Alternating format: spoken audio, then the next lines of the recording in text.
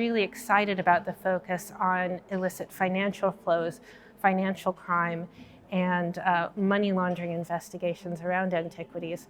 So I've stayed on to continue that work.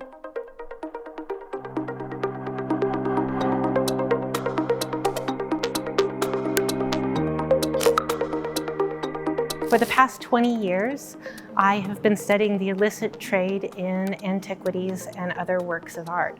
So studying the criminal networks that trade in cultural objects and the criminological frameworks that we can use to understand how these types of crimes occur and how we can develop good interventions to prevent these types of crime. I think it is extremely important to have a conference like this in a place like Egypt, in Cairo, because, well, first, obviously, this is the center of ancient civilization in a lot of ways. But Egypt is a country that's been very successful in getting stolen cultural objects back.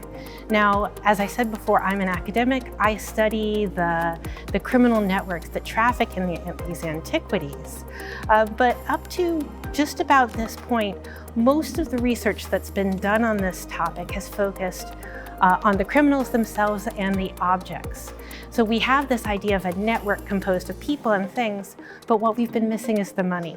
So there's been very little research, very little focus on the illicit financial flows that go along with these objects and spread out the proceeds of this type of crime. So I think it's extremely important to bring that topic to this region and to Egypt specifically to really start this discussion about these illicit financial criminal networks that we've perhaps been missing this whole time.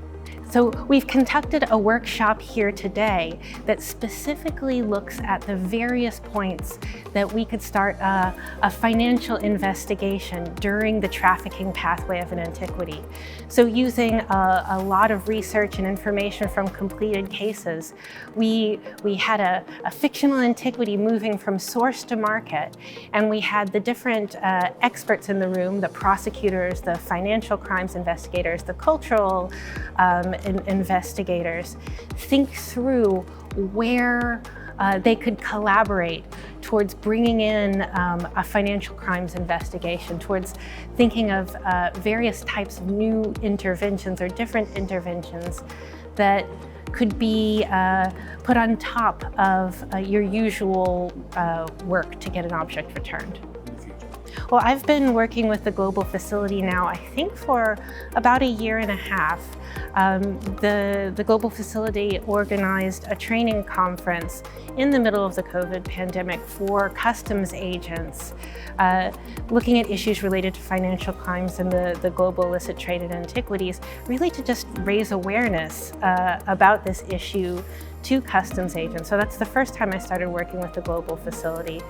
Well, I'm really looking forward to collectively with the other experts in the Global Facility, perhaps developing a report around all of the information that we've been gathering from attendees, their own experiences, and drawing from our own research on this topic that really kind of sets the stage for further investigation, best practices, and focus on financial crime when it comes to antiquities.